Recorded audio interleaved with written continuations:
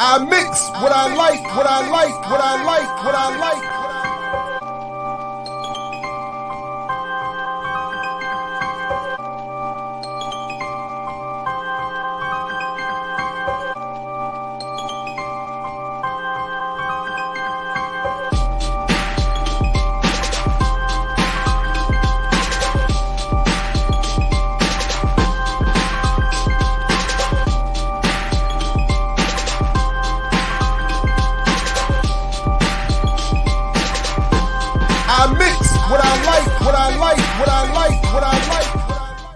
What's up, world? Welcome to this special edition of I Mix What I Like. Not live, but a special edition of what we're going to call Universities in Film.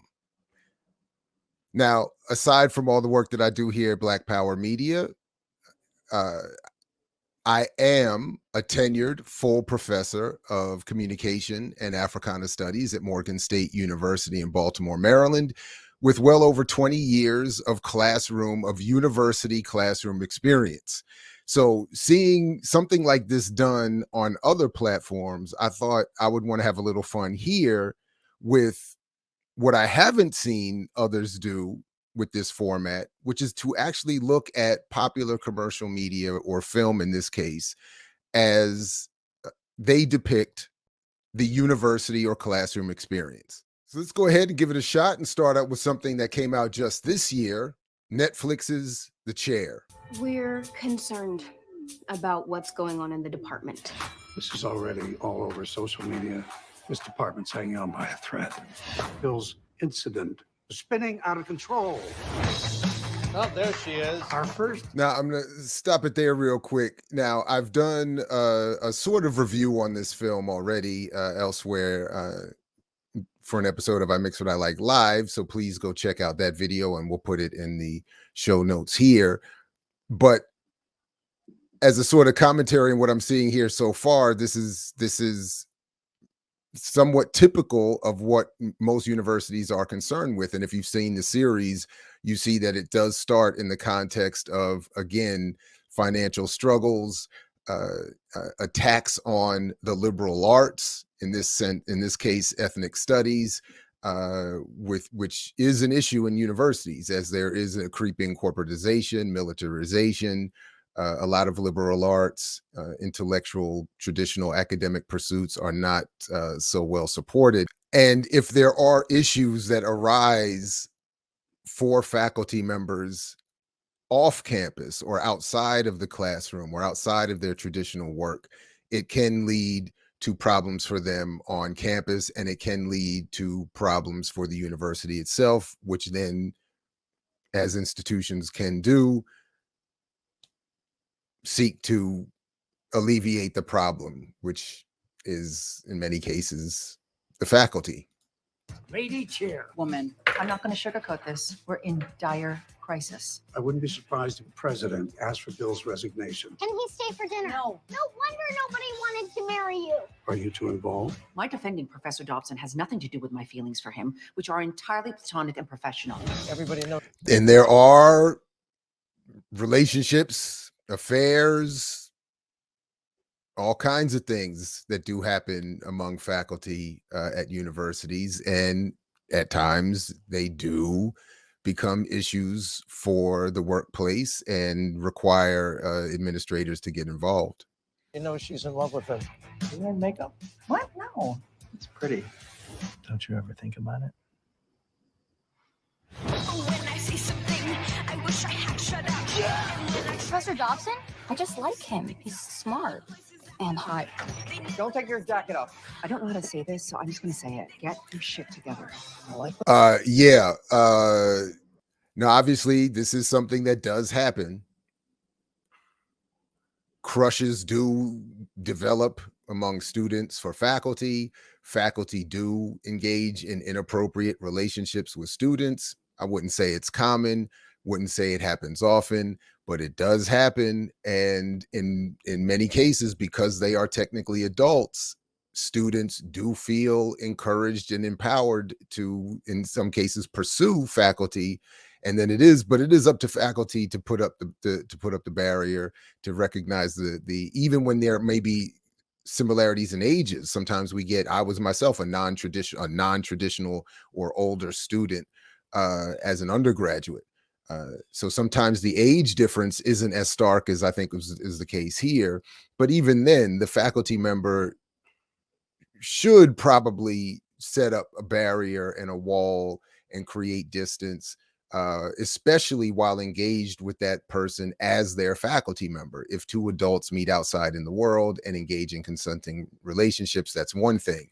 But the power dynamic, even when the age is somewhat similar, I think should encourage faculty to so-called take the higher road and avoid any kind of engagement on that level. Like when you act like you're my boss. I am your boss. This has become a serious reputational matter. Oh, God. Sorry, I thought you were naked. You should be running this place. Instead, you're running around playing nice. Now, this doesn't deal with the dynamic much, but that is something that happens. What happens in the series is something that happens a lot in academia, where there is an idea and sometimes even a promise that if someone makes it into a certain position of power, they will look back and help out others similarly situated. In this case, one so-called person of color, a woman reaching back to help another so-called person of color, another woman, to help her, but being caught up in being running, but being distracted by the general inducements or impositions of the job. So this is a dynamic that certainly plays out in real life, I think, all the time. I feel like someone handed a ticking time bomb because they wanted to make sure a woman was holding him when it explodes. Nobody wants to come out. Now that definitely, I've definitely seen that, whether it's women or so-called people of color, or sometimes just somebody not likely to get the position. Sometimes just like what was jokingly said at the time, when Obama got elected, the only reason he was given the presidency is because everybody knew it was all going to collapse. These similar things happen in academia all the time. If there is a plummeting program or department, or if there is something that has been targeted for benign neglect, that they're just going to let it sit over there and kind of rot, sure, go ahead and give it to them. And the less favored, or the one who would normally have gotten it, and let them suffer the consequences or take the blame when it crashes. All right, next we're going to go to a film written and directed by John Singleton, the late John Singleton, in 1995, Higher Learning, in a scene featuring the equally and still living legendary Lawrence Fishburne. So you should know that democratic theory did not begin with Rousseau's contract. No. Yeah. Its origins, in fact, lie in the subject of land ownership. The common people, the whiteboard, that the upper classes owned the lands upon which they lived and labored. This incensed them, inspired them to seek sovereignty of their own homelands. However, the social order of the day did not permit land. So just quickly, the whiteboard with all the notes, everything laid out, all that rings very true. He's calm, but there's a passion in his delivery. He's clearly wanting to get into this work. All of that, resonates very well. And then you see somebody sleeping in the class. It happens. It's unavoidable over time, no matter how good the lecture, no matter how good the faculty member, how good, how exciting the work or the material. There's always going to be, an experience with someone sleeping in class, and land ownership. Everybody has their own style of dealing with it. Therefore, these people felt the need to leave their homeland, flee, in an effort to escape political and social persecution. Hence the creation that is America. Therefore, the basic premise of democratic theory is that each and every citizen living within that society is entitled to what? We are entitled to life, liberty, and the pursuit of happiness. Like I said, it's happened to everybody. The best of us in the classroom run into a situation where again somebody's going to fall asleep, and we all have our own ways of dealing with it.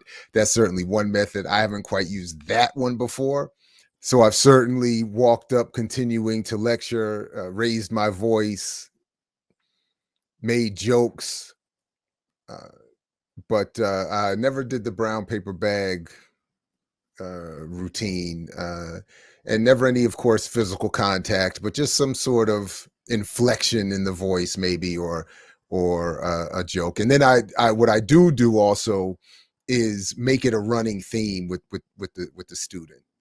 I do tend to do that. So throughout the semester, there will be jokes and references to the sleeping one, because how dare they, and how could they? But anyway. All right, so next up is another scene from the same movie, 1995's Higher Learning, written and directed by the late John Singleton. And in this scene, again, Lawrence Fishburne returns in direct communication with Omar Epps. How you gonna give me a B on content and then I get a C for punctuation mistakes? Oh yeah, this happens all the time. How could I have earned that grade, Professor?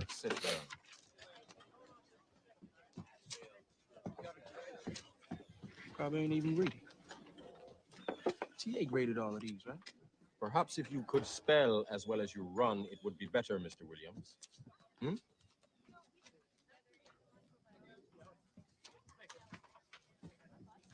Sellout. Mr. Williams.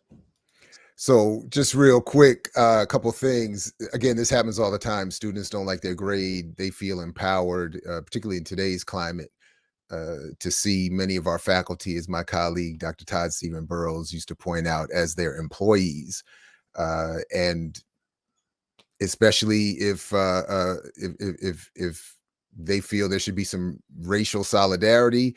I know I certainly get versions of this because I project, admittedly and openly, a certain politics that somehow confuses students at times to think that because he is deemed radical, he is also going to be deemed as lenient or forgiving of bad work. And that's not always the case, of course. That's not how we roll. But the other thing is also that I noticed in this scene that I thought was pretty interesting, because not all of us have had the very rarely, in fact, do many of us have the luxury, as was referenced here, of having a TA or a teaching assistant, someone who grades the papers and the work for the faculty, often a graduate student, working their way through grad school. Many of us don't have that and have to grade the copious amounts of papers and assignments on our own. But nonetheless, the conclusion is often the same. If you concentrate more on the quality of your work and less on the shortcomings of the faculty, you probably be all right. And then the name calling piece would have, it seems like, garnered from me the exact response that Lawrence Fishburne's character seems to be headed in right here, where if you're going to call me out or call me a name, certainly in my classroom or in a public setting like that, I am going to invite you, Mr. Williams, to my office for a little follow-up conversation. So, Mr. Williams thinks I am an Uncle Tom. Well. What does that have to do with your ability to place a comma in its proper place or put a period at the end of a sentence? Look, Would you care for a peppermint? no thank you. Look, man, I feel like you're trying to use that reverse treatment on me because I'm one of the only black faces in your class.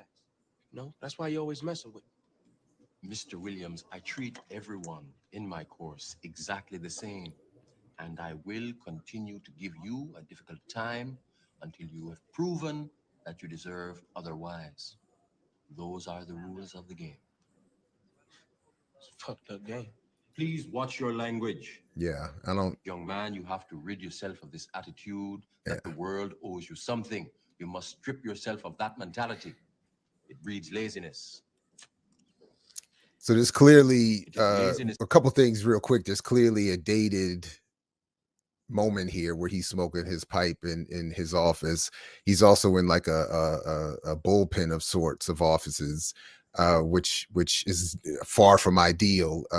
It is always much better to have your own office, in which I would hope you would still not be smoking, and certainly today you can't be smoking. But this conversation that they're about to have happens all the time. I've had versions of this many times over the years. Laziness, Mr. Williams, that has kept black people down in this country. I don't think like that. All right, man, it's just. But I didn't say that. So this scene admittedly brings up a lot that I have experienced over the years routinely. One, so I would have had this conversation as a faculty member and have had it many times. The approach is wildly different from my own. That is to condemn the conditions of Black or any other community on the individual behavior of people within the community. That's historically inaccurate and wildly flawed and unsupported by research, for the honest research for the most part. But also I think as a tactic, it's inappropriate. But the scene is also playing on something that happens a lot in the academic world and beyond.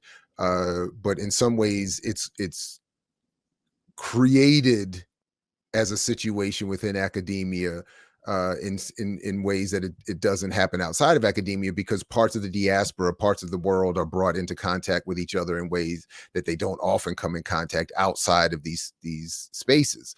So you have, in this case, clearly a professor from somewhere in the Caribbean, a brother from the United States, and they're having this diaspora, a common diaspora disagreement. There is this idea that has been encouraged by a certain class of folks in the diaspora who come to the United States to view Black Americans as having not been taken advantage of what is obviously an endless amount of opportunity that the rest of the diaspora does not have. And sometimes they find themselves placed at universities like this. Sometimes they find themselves placed at even historically Black colleges and universities, where they, in front of the entire university, espouse this kind of politic or worldview and invite disagreement from their fellow faculty and colleagues.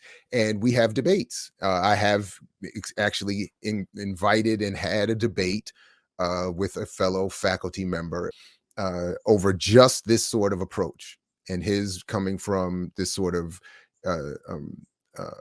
bourgeois class-based anti-diaspora, anti-Black American approach was suggesting that Black Americans are predisposed culturally to criminality and poor performance, unlike those of the other parts in the other parts of the diaspora, which I know is a persistent and unfortunate imperial imposition into what should be an increasing Pan-African unity. But nonetheless, the point is, this kind of conversation happens all the time. The kinds of diaspora conflicts do occur all the time. And this sort of condescending approach from faculty does exist. Now, similarly, I've seen also, students try to get over and run game all the time as well, and try to play on certain political positions, et cetera, and experiences to get over as well. But all of that to say, this scene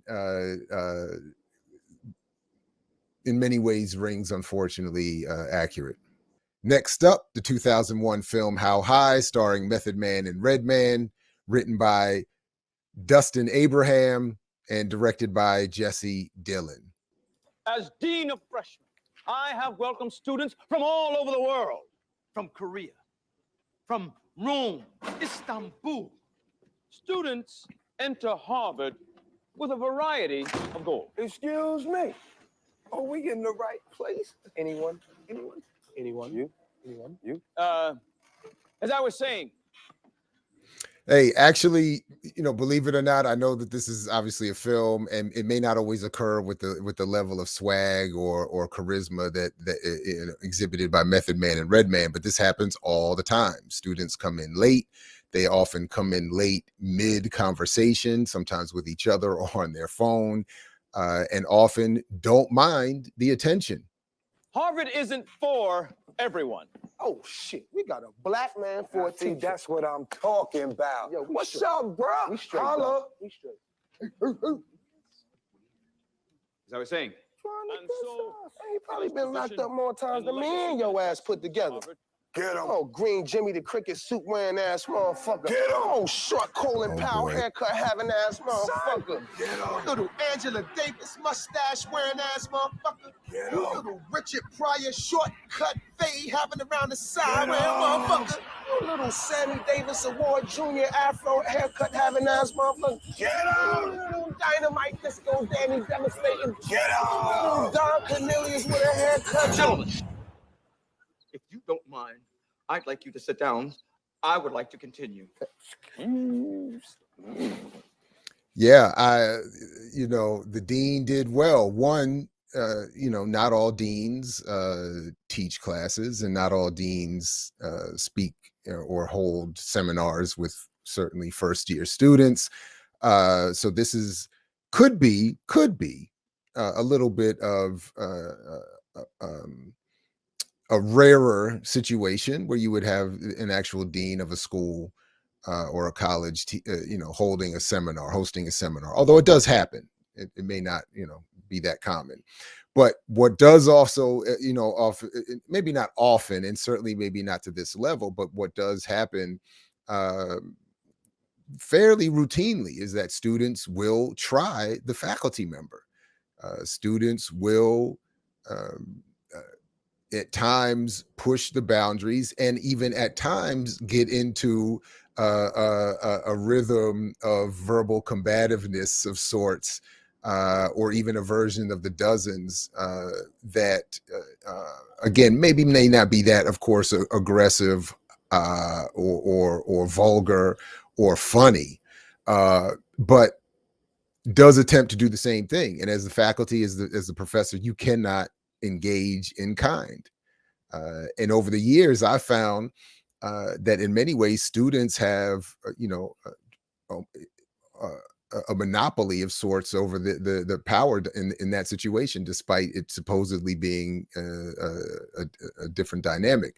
Again, as I've said, and I think Dr. Burroughs is right, many students today have been encouraged to see their faculty as employees who are there to serve them at their convenience, as universities constantly are trying to attract students and bring in more revenue and compete with other universities for that revenue.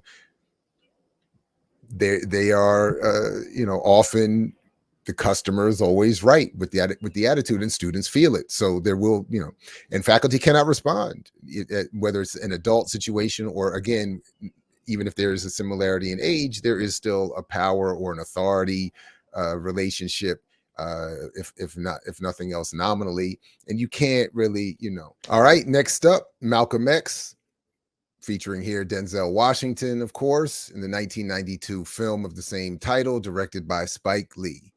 My master's degree in prison over the course of 6.5 years.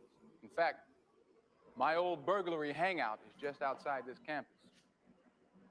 I live like an animal. I stole. I used drugs. Let me just stop it right here for a second. This is something that actually does happen frequently at universities. Obviously, they have guest speakers and lecturers. And often, if someone comes to give a keynote major speech or lecture or presentation to the university, depending on their relationship with an individual faculty member, they may come and give a separate, more private or personal or closed group presentation or discussion to that professor's class. Now, this scene doesn't show us, this film doesn't show us how this scene came to be. But so I don't know certain, but anyway, but this does happen all the time. I've had the pleasure of having a number of people come, sometimes just passing by to come to my class, specifically on the strength of knowing me. Other times we've been able to, reach out to someone who is coming through the university, and they come and give a more, small, Now this looks like a little bit of a bigger deal beyond just a class. And then he's got his entire Fruit of Islam around. I don't know how often that would occur, probably with Malcolm, obviously, but with that many people in a classroom. But and then, of course, you see people sitting there taking notes. Often that would be students encouraged to do so for extra credit, which is, to paraphrase Rick James, a hell of a drug.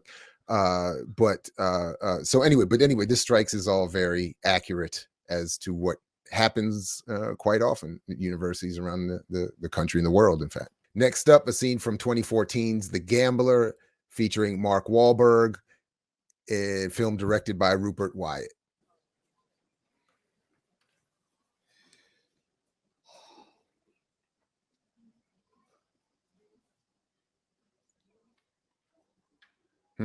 Captain Marvel. First public notice that was ever made of Shakespeare was from a grub street writer, Robert Greene, who called him an upstart crow, beautified with our feathers. In the book, under that title on the board. Is the beautified feathers thing because Greene knew that Shakespeare was the Earl of Oxford? Absolutely not. Not even close. The Earl of Oxford published poetry, okay? And it wasn't any good. I mean, had Oxford been able to get a play put on, he would have broken a leg to do it. I mean, can you think of any human being that would, for any reason, not put his name on Hamlet? The Oxfordian thing, the anti-Stratfordian thing.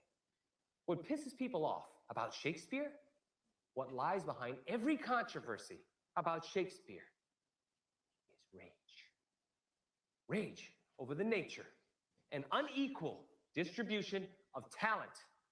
Rage that genius appears where it appears for no material reason at all.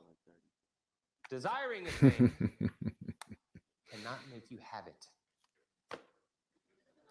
So just to stop it here for, I think I like the way the scene opens up dramatically with Mark Wahlberg in some dramatic, opening. I don't know about how accurate that all is. It's obviously overdone for Hollywood, or maybe exaggerated for Hollywood, but there is an underlying reality there that does exist among faculty who, again, feel that we are an expert in our field, who feel that we are well prepared for our presentation or lecture, who feel that a certain passion for the subject and a certain arrogance. Now, personally, the two things he does in this scene that I don't like, and I would never do, I don't like the condescending response to a student. Now, again, I don't know if they have a history, if there's a back and forth, but in sort of in the vacuum of just this scene, I don't think that's the best way to do it, even when someone says something that you think is wildly wrong. That's the point of them being students. And, for the most part, you want to encourage their participation if you've asked for it, and you don't want to discourage people from participating by being demeaning and looking for a laugh from their fellow students. The other thing I would never do, as I mentioned previously, is there's no physical contact. So if somebody's on their phone in the middle of class like that, I might, I have, because this has happened, turned it into a joke, tried to make a routine out of it. I have spoken louder and tried to communicate to whoever I thought they were talking to.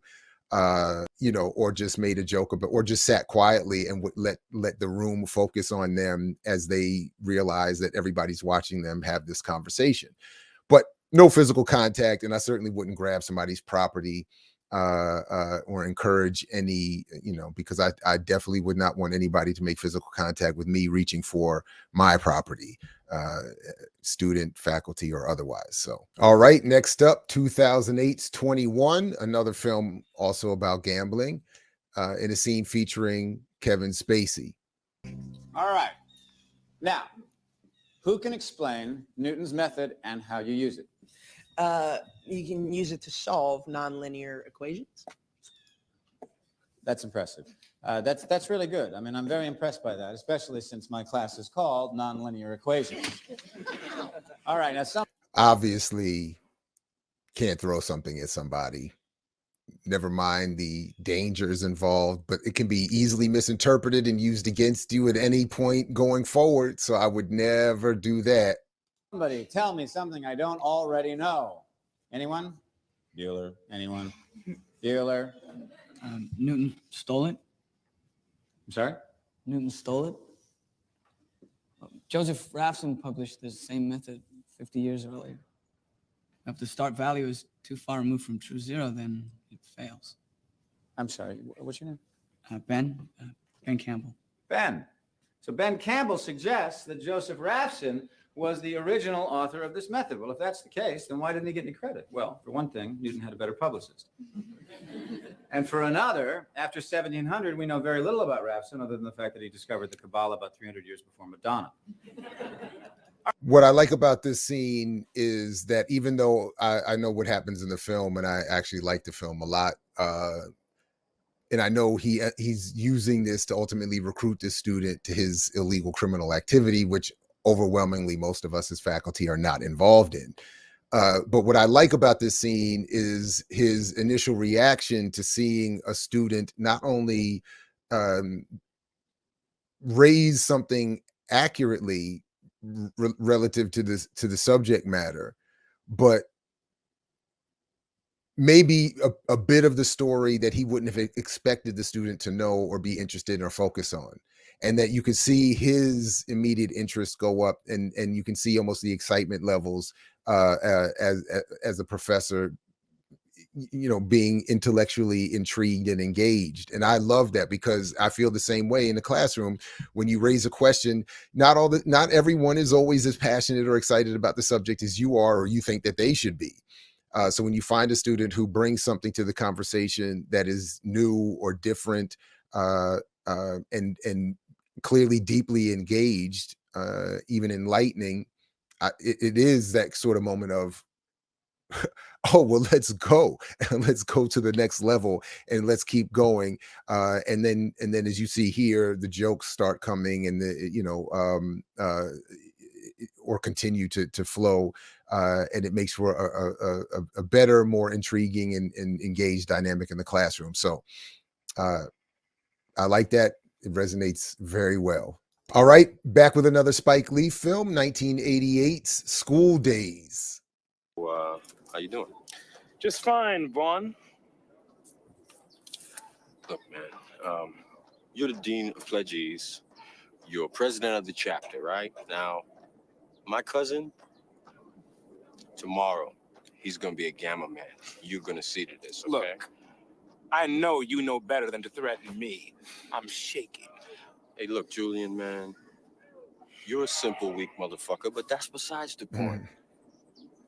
Listen, if you fuck Half Pint, I fuck you. Oh, is that right?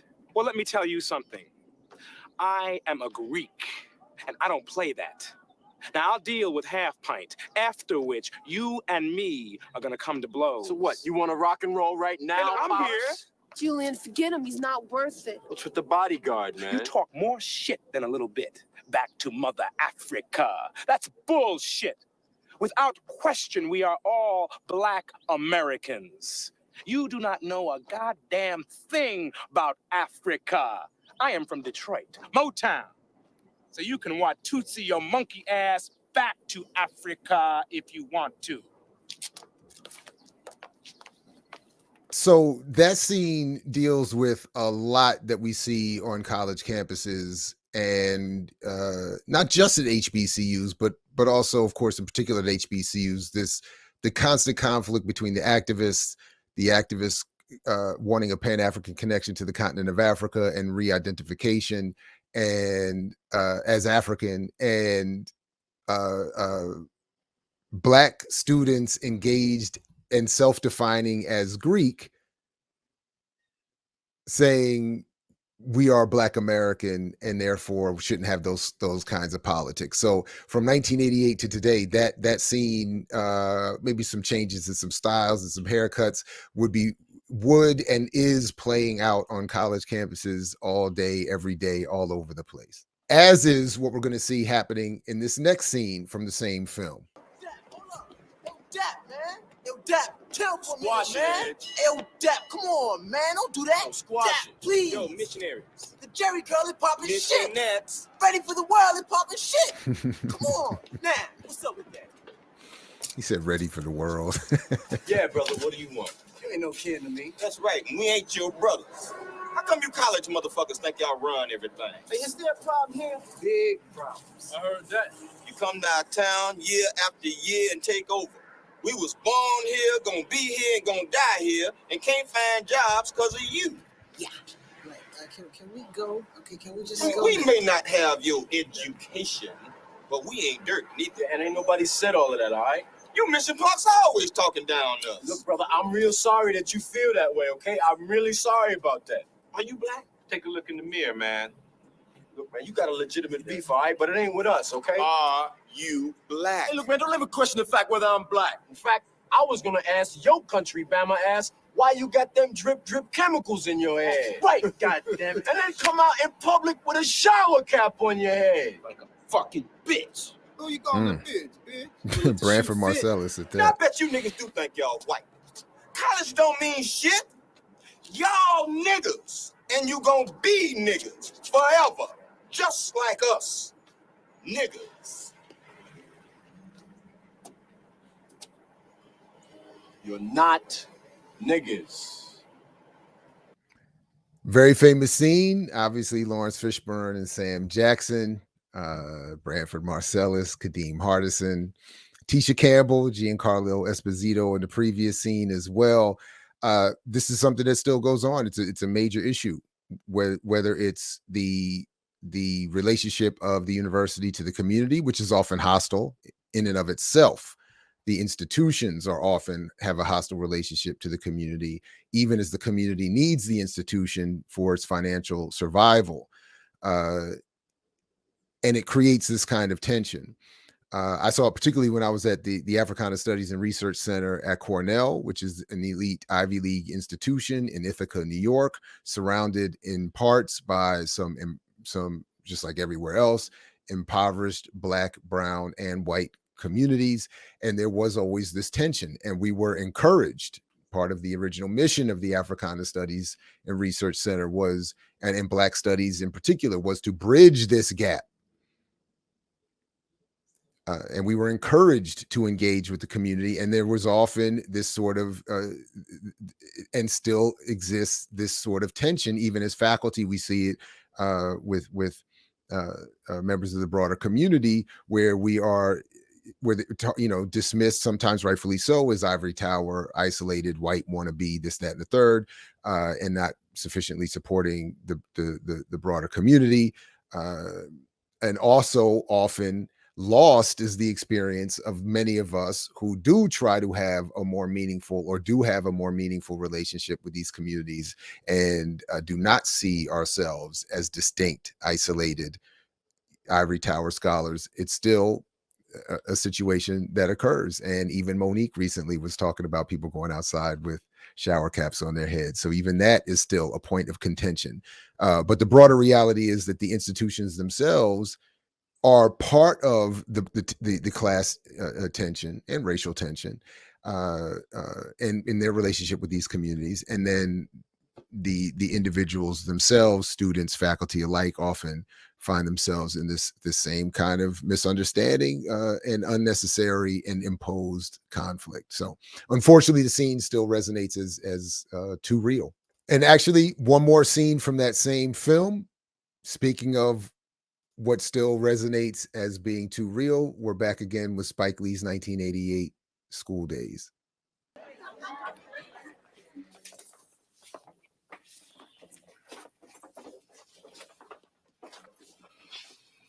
The word is excuse me. Nobody told you to stand in the hall either. Excuse me. That's better, Miss Thing. It's not real. Say what? You heard. It ain't even real.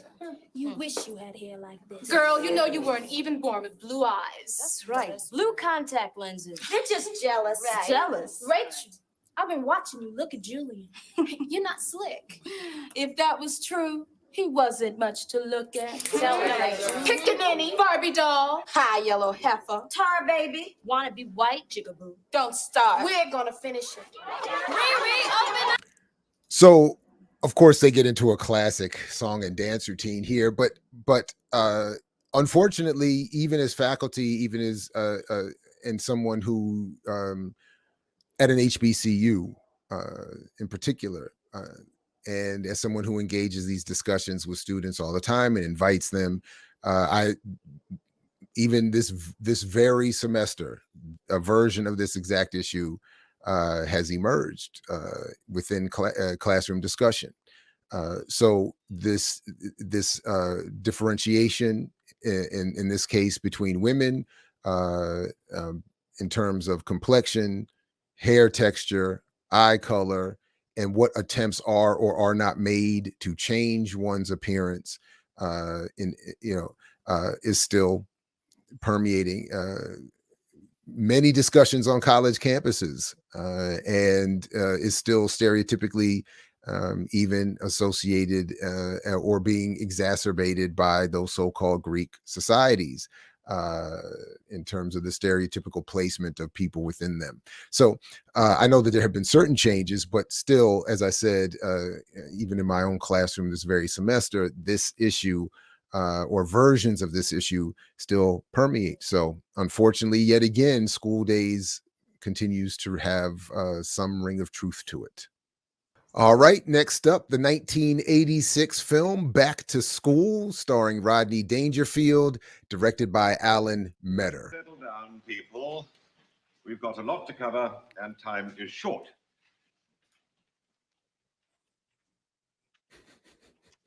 There are two kinds of people in business today, the quick and the dead.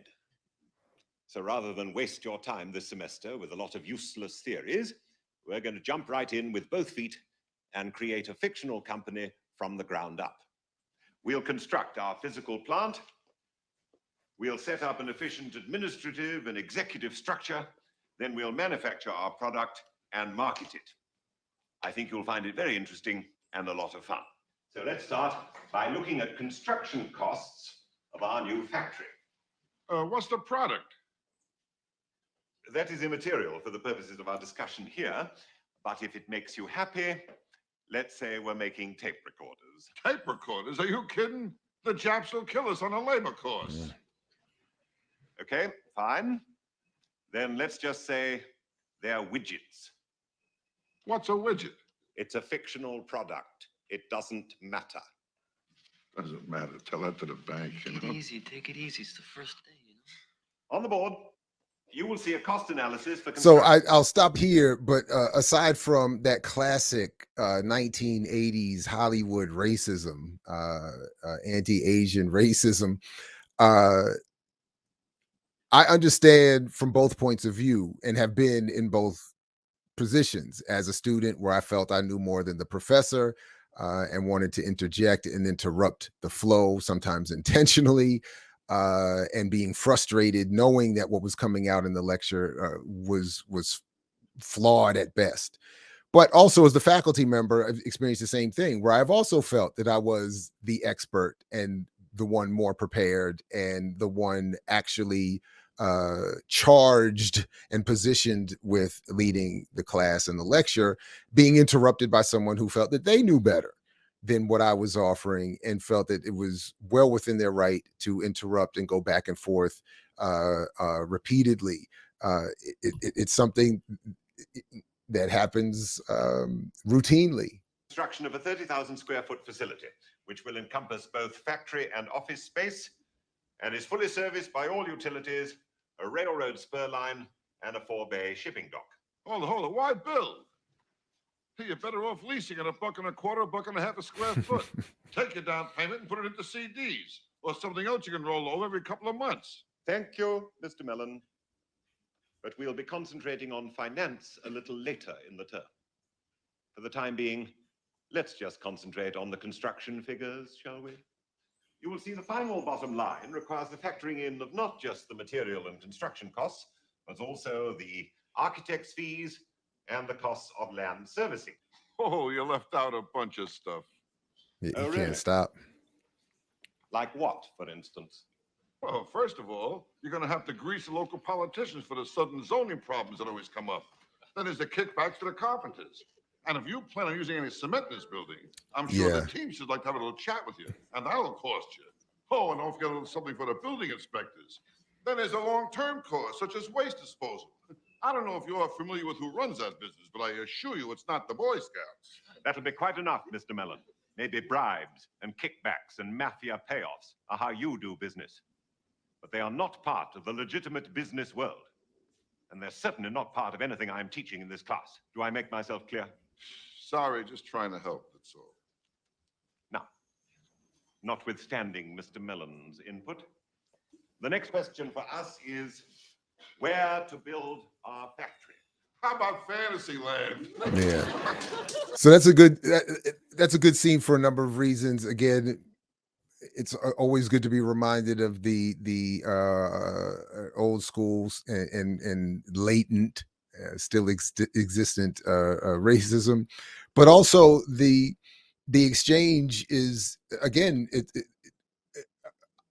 not always this smoothly, not always with this level of expertise. And in my experience, students, even when I was one, often don't have that level of expertise. Here, clearly, Dangerfield is a non-traditional, older, more experienced student, which automatically should have granted him some leeway from the professor, who was clearly upset by the interruption. Now, the 2 points very quickly that I would want to make are, one, going back to something I said before, as Dr. Burroughs pointed out, increasingly students are not encouraged to give faculty the level of reverence that this faculty member likely would have been more accustomed to back in the 80s, and looking like his career extended some decades before that.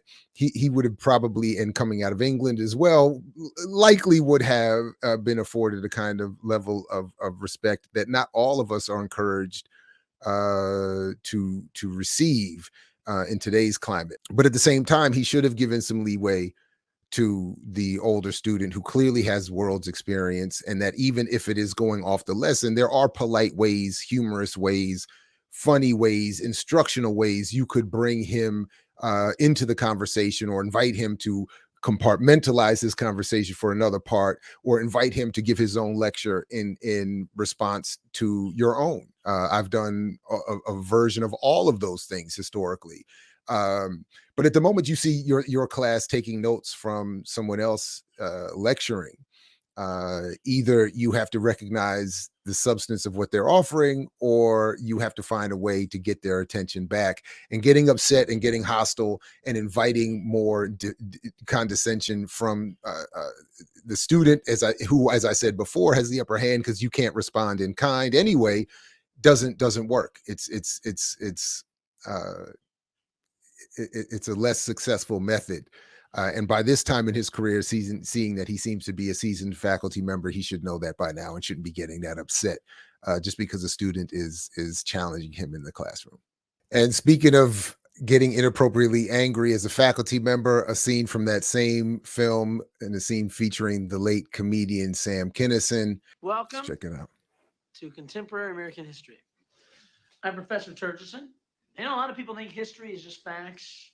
It's just information about the past, but not me. I mean, I hold history very sacred. Sacred. The way the farmer looks at the earth and he holds it sacred. The way a Christian takes the Bible and he holds it sacred. The way a lot of people hold their marriage sacred. So I feel about it. So why don't we dive right in by interpreting one of the easiest events in the last 20 years of American history. Now, can someone tell me why in 1975 we pulled our troops out of Vietnam? The failure of Vietnamization to win popular support caused an ongoing erosion of confidence in the various American but illegal Saigon regimes. Now he should welcome that. Right? Because I know that's the popular version of what went on there. And a lot of people like to believe that. I wish I could, but I was there. I wasn't here in a classroom hoping I was right, thinking about it. I was up to my knees in rice paddies with guns, and then we're going up against Charlie, slugging it out with him, while pussies like you were Wow. back here partying, putting headbands on, doing drugs, listening to the goddamn Beatle albums. Hey, Professor, take it easy, will you? So obviously that was part of Kinnison's routine as a comedian, those kinds of explosive, or maybe not obviously. To those who didn't know, that was part of Kinnison's comedy, hit those explosive rants and screams. But as I said before, faculty should welcome engaged, substantive responses from students, even when we disagree with them. And we shouldn't be angered by it and enraged to the point where we're going to scream and name call and yell in their faces. Career's not going to go well when you do that, especially in today's climate. But in general, it's not a good way of teaching. It's not a good way of conveying your point. And if you want to get students to understand or accept a competing view, it's better to acknowledge their own and welcome it, and then discuss how you might see it as being flawed or not all encompassing or some other way. But the point is that for me, at least, and I think it should always be for faculty, it's not that we don't have a bias or point of view. It's that we should want all of our biases to be put on the table and offered for investigation. It's a much more fun way to engage the class. I much more preferred that as a student as well, and certainly as a faculty member. You don't want to ever end up yelling at a student like that for any reason, much less because they offered a substantive, even if incorrect, assessment. All right, in our next film, 1997's Good Will Hunting, one of my favorite films, in a scene featuring the late Robin Williams. Trust. Very important in a relationship. It's also very important in a clinical situation. Why is trust the most important thing in making a break? I love the way his chalkboard looks, by the way. Let me let this advance a little more to get a better shot of it. But I whether I'm using, we don't have old chalkboards anymore, but a dry erase board, which I, use as often as I can, less so these days, obviously, but I love the way his board looks, just because it looks like an engaged discussion, names, ideas, just up there. It looks like he's been inviting responses from his students, but even if not, just the sort of chaotic nature of it, I just have always liked that. It's the way my boards end up looking, so I'm glad to see it. Maureen, stop their oral fixation for a moment and join us. Vinny. Because trust is life. Wow. Very deep. Thank you, Vinny.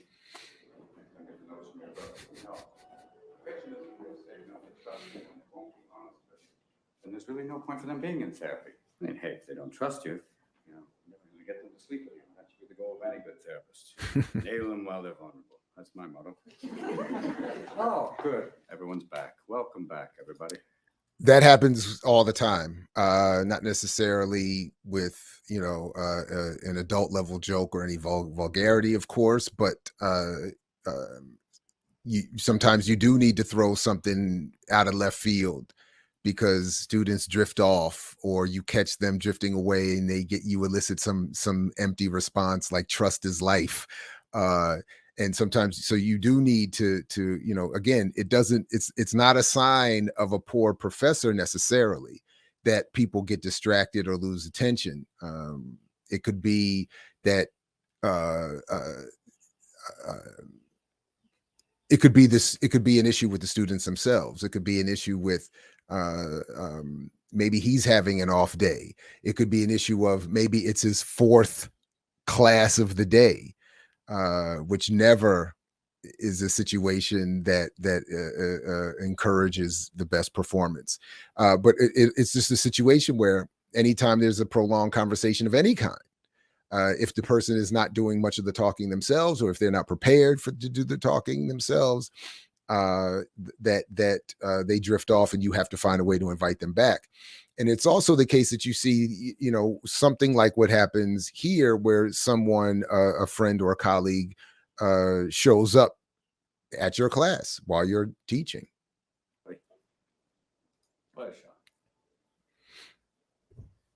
Hey, Jerry. Ladies and gentlemen, we are in the presence of greatness. Professor Gerald Lambeau, Fields Medal winner for combinatorial mathematics. Hello. Anyone know what the Fields Medal is? It's a really big deal. It's like the Nobel Prize for math, except they only give it out once every 4 years. It's a great thing. It's an amazing honor. Okay, everybody, that's it for today. Thanks. We'll see you Monday. We'll be talking about Freud, why he did enough cocaine to kill a small horse. Thank you. What I also like about that scene is that in having seen the film many times, but even in that short scene, it's so well done that you see a lot of what does happen in academia. Two friends have, even if they're in different fields, have very different careers. Some arc more towards the fame and the recognition, and others towards, as you saw at the beginning of the scene, community college, as opposed to MIT, where his friend comes from to visit. And there is that acknowledgement of, I recognize that you've done some important things, but maybe there's a context for that doesn't get appropriately recognized as well. And even in just that little look, these two old friends have that moment of, our careers haven't gone in the same direction, but it could mean a number of different things. But the point is, I just appreciated in that scene is struck as very real. The whole thing from him struggling from Robin Williams struggling to recover his students' attention, to a colleague with a more prominent career coming in and attempting to, with humility, interrupt and interject into someone else's class. And them having a brief moment that is elaborated on later in the film. So again, another film that another scene, at least, that rings very true to the academic world. All right, everybody, I hope you enjoyed this special edition of I Mix What I Like, Universities in Film. And I hope you get to appreciate a little bit more, not only of some of the films you may have seen and enjoyed in the past, but a little bit of the field of academia as well, which isn't always, but sometimes is accurately reflected in those films. So peace, as Fred Hampton said, because we know you're willing to fight for it, and we'll catch you elsewhere on the Black Power Media platform. Thanks again. I mix what I like, what I like, what I like, what I like.